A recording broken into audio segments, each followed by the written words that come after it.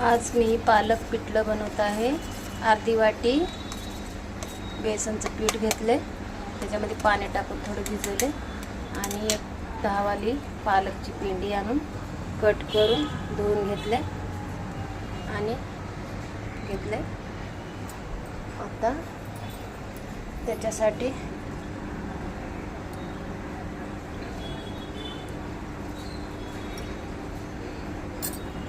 मिरच्या घेतल्यात। मिरच्या हे जास्त तिखट नसतात, त्याच्यासाठी थोडे जास्त घेतले।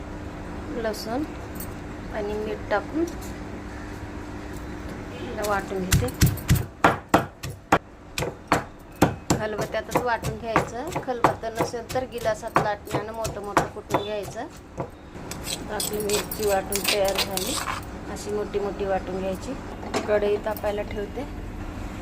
एक माप तेल टाकले, परत अर्धा माप, दीड माप तेल गरम झालं। मोहऱ्या टाकल्या,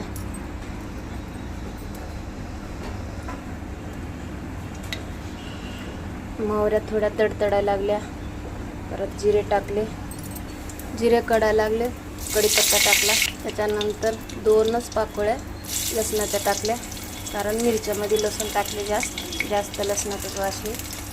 थोडी हळद टाकली, थोडं हिंग टाकलं, तुमच्याकडे असेल तर टाका, नसेल तर असू द्या। मिरची वाटून घेतलेली मिरची टाकली, धुवून घेतलेली पालक टाकले। एकदम अशी पालक नरम झाले। आता नरम झाल्यावर ताशी झाले। त्याच्यामध्ये कांदा कट करून घेतला होता, कांदा टाकते।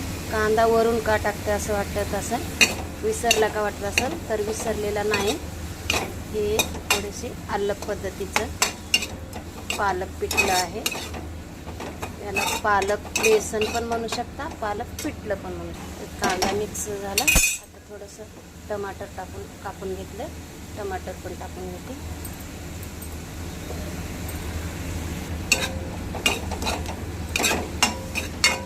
हे अशा पद्धतीचं झालं आहे।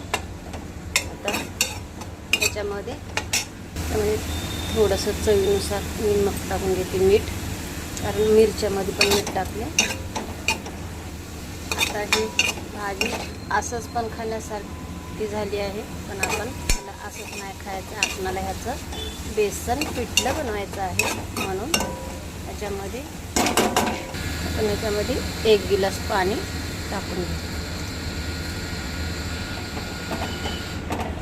आता ह्याला एकदम